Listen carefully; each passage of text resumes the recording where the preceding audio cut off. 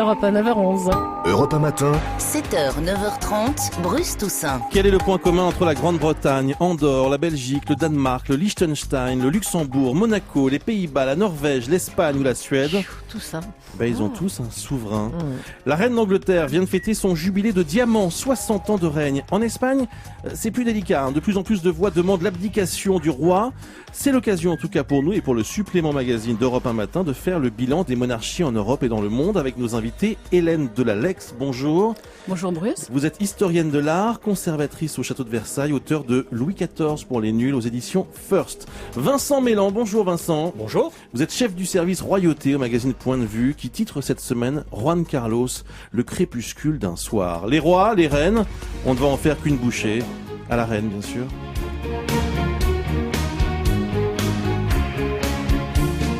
Les rois du monde vivent au sommet. Ils ont la plus belle vue, mais y a un mais. Ils ne savent pas ce qu'on pense d'eux en bas. Ils ne savent pas qu'ici c'est nous les rois. Les rois du monde font tout ce qu'ils veulent. Ils ont du monde autour d'eux, mais ils sont seuls. Alors ils font ce qu'ils veulent, mais alors je précise que c'est le crépuscule d'un roi évidemment, le titre du magazine Point de Vue. C'est vraiment très chaud pour Juan Carlos en Espagne, là Vincent Mélan, ça rigole pas? C'est un vrai débat? C'est moins chaud cette semaine que la semaine dernière. Ouais. Cela dit, dans le cas du roi d'Espagne, il faut quand même dire une chose. C'est pas parce qu'il a fait une grosse boulette en allant à la chasse aux éléphants alors que l'Espagne est en pleine austérité que ça enlève le fait que c'est un roi assez exceptionnel qui, quelque part, est unanimement salué comme étant celui qui a amené la démocratie, voilà, qui l'a préservée en Espagne. Donc on ne peut pas non plus juger toute la carrière d'un homme politique de l'envergure du roi d'Espagne ou même d'un président de la République ou d'un homme politique quelconque parce qu'il a fait une boulette dans sa vie privée. Sa chasse à l'éléphant a coûté 40 000 €, qui vraisemblablement sont payés par lui. C'est pas bien de le faire. C'est le symbole. C'est le symbole, bien sûr. mais le vrai symbole, c'est quand même que c'est ce type-là qui a succédé à Franco, qui a donné le droit de vote et la démocratie à l'Espagne.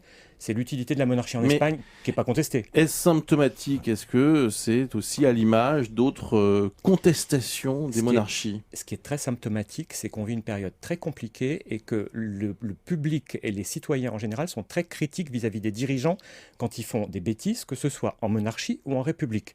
Je crois qu'on n'a pas besoin de démonstration en France pour comprendre ce genre de choses. C'est vrai que quand tout le monde se serre la ceinture globalement dans le monde et particulièrement en Europe, on a tendance à être moins indulgent vis-à-vis de ses dirigeants. Je ne vais pas citer à nouveau tous les pays qui ont actuellement un souverain, mais Hélène Delalex, est-ce qu'ils ont tous aussi un point commun, c'est qu'ils n'ont aucun point politique, ou certains, au contraire, ont une utilité dans la vie publique? Alors effectivement, c'est un peu le raccourci qu'on fait sur les rois des monarchies d'Europe, qui n'auraient purement qu'un rôle protocolaire.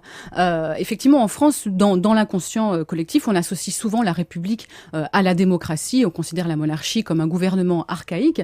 On est bien loin de la monarchie absolue que l'on a connue en France. Il faut savoir que toutes ces monarchies d'Europe sont des monarchies parfaitement démocratiques, des monarchies constitutionnelles, et donc des monarchies donc parfaitement démocratique. Mais alors, quand même politiquement, par exemple, hier, la reine des Pays-Bas, dites-moi si je dis une bêtise, mais c'est elle qui a demandé à ce que le gouvernement soit dissous, c'est elle qui convoque de nouvelles élections législatives. Et en Belgique, c'est le roi qui, pendant toute la crise ministérielle, a quand même tenu le pays quasiment à bout de bras. Vous savez, les monarchies, surtout constitutionnelles, parce qu'aujourd'hui elles le sont quasiment toutes, en tout cas en Europe, elles n'ont d'utilité réelle qu'en temps de crise. C'est un cadre d'organisation des institutions qui n'est pas politique, mais c'est un cadre d'organisation des institutions qui, lorsque tout va bien, on ne le remarque pas, parce qu'on se dit ça roule. Lorsqu'il y a un problème, on le remarque. Moi, l'exemple que je donne toujours, si vous voulez, c'est que Hitler était dans une république, Staline était dans une république, toutes les dictatures d'Amérique du Sud étaient des républiques, que la République française s'est quand même vautrée en 1940 d'une manière absolument épouvantable. En revanche, la monarchie britannique, avec le roi George VI, celui au sujet duquel on a fait ce film, Le discours d'un roi, a résisté pendant 5 ans à l'Allemagne. C'était une monarchie. Ça veut dire que vous êtes royaliste, Vincent? Eh bien, je vais vous dire un truc absolument invraisemblable. Je ne l'étais pas il y a 3 mois. J'ai tendance à le redevenir. Parce que je trouve que l'une des plus grandes boulettes qu'on ait fait en France, c'était la suppression du septennat pour le quinquennat. Je trouve que ce qu'on vit aujourd'hui dans la vie politique, mais c'est un autre problème, est quand même un peu bizarre.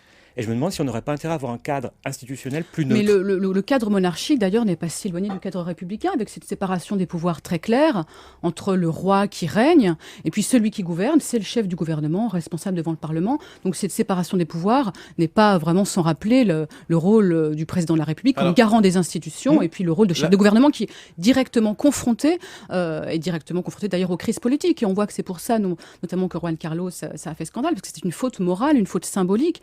Le rôle du roi étant symbolique, c'est la faute absolue pour un roi qui peut faire vaciller une monarchie. Absolument, absolument. La famille royale en France, elle existe toujours ou pas ? Oui, alors c'est la grande querelle depuis Louis-Philippe entre... Ça va être bien peut-être là. on a chacun notre camp. Enfin, en tout cas, depuis la Révolution de 1830 et l'accession en tant que roi des Français de Louis-Philippe. Ça, la nuance est très importante. Louis-Philippe n'est pas un roi de France, un roi des Français. On voit déjà à cette époque qu'il se met du côté du peuple, prudent avec les révolutions françaises. Donc, suite à la fin de la dynastie des Bourbons de France, c'est les Bourbons d'Espagne actuellement qui sont directement aptes à la succession de la couronne. Sauf que les Bourbons d'Espagne ont renoncé lors du traité d'Utrecht au début du XVIIIe siècle et ça paraît quand même invraisemblable aujourd'hui de se dire mon arrière-pépé a renoncé à l'époque et toute l'Europe s'est foutue en guerre pour cette renonciation. On va se retrouver parce que et les orléanistes. Il y a un vrai débat, comme vous l'avez compris. Alors, est-ce que la royauté pourrait revenir un jour en France ? À quoi servent les rois et les reines en 2012 ? C'est la question qu'on pose ce matin dans le supplément magazine d'Europe 1 Matin, avec Hélène Delalex, qui est historienne de l'art et auteure de Louis XIV pour les nuls aux éditions First. Vincent Mélan est également, je vais y arriver, avec nous, chef du service royauté au magazine Point de vue. Donc, une fois que, imaginons, une fois que le débat sur qui doit accéder au trône est réglé, parce que visiblement là c'est un peu confus, est-ce qu'il y a vraiment une chance que les Français rétablissent la royauté ? Alors, il est très peu probable qu'en France, même si on voit que les deux gouvernements sont pas si éloignés, la monarchie revienne, parce que en France, l'image de la monarchie absolue est beaucoup trop ancrée dans les mentalités. Et on voit même dans l'actualité que la France a la hantise, en fait, de tous ces souvenirs de l'arbitraire de la monarchie. On le voit dès qu'il y a quelque chose d'héréditaire. Effectivement, c'est l'affaire de l'EHPAD. On pense à la prise de la Bastille de Jean Mélenchon. On critique souvent le train de vie d'État et les dorures de la République. Donc, on sent que c'est quand même toujours un sujet, nous, on est vaccinés sujet sensible. Les Anglais, est-ce que les Britanniques sont eux qui aiment le plus leur reine et leur roi ? Je suis pas sûr qu'on soit vacciné définitivement, parce qu'attendez, le seul pays du monde dans lequel il y a un journal consacré quand même exclusivement aux monarchies, le mien, Point de vue, c'est quand même la France. Nous, on a un lectorat, on existe depuis 1946 quand même, Point de vue. Et toutes les semaines, on fait un tour d'horizon de ce qui se passe dans les et le public est toujours très friand en fait de la mise en scène des faces de la monarchie. Et Monaco, on voit avec les cortèges de la cour d'Angleterre. L'année dernière, c'était un record d'audience. Le mariage de Kate et William en Angleterre, c'était un record d'audience. Et le jubilé sera. Alors, on les veut pas pour nous. Mais on adore les regarder à côté. Je ne dis pas que ça n'intéresse pas les Français, je dis que le retour est improbable. Alors, est-ce que les Anglais, les Britanniques, sont ceux qui, dans toutes les dynasties européennes, sont les plus aimés par le peuple ? Non mais, les Anglais, la reine Elisabeth II, elle était quasiment détestée il y a 15 ans. Au moment de la mort de la princesse Diana, tout le monde disait c'est l'horrible belle-mère.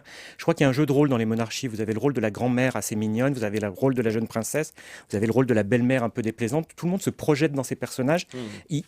En fait, il fixe la dose inconsciente qu'il y a dans l'esprit de chacun par rapport au pouvoir. Et aujourd'hui, la reine Elisabeth II est extrêmement populaire parce qu'elle a fêté ses 60 ans de règne, elle est la garante des institutions. L'Angleterre est une monarchie qui se porte très bien, qui est plébiscitée à 99,5%. Les républicains en Grande-Bretagne, c'est 0,5%. Malgré la crise, on trouve que ça a encore un sens en Grande-Bretagne. C'est comme une refuge dans une période de crise. Le rôle du règne du roi, c'est un rôle refuge qui est au-dessus de tous les partis politiques, qui est au-dessus des intérêts particuliers, qui est garant de l'unité nationale.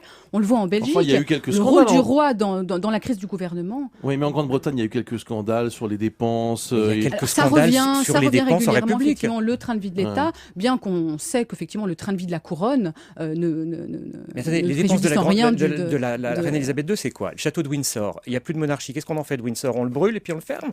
Buckingham Palace, qu'est-ce qu'on fait s'il n'y a plus de reine ? On le brûle, on le ferme.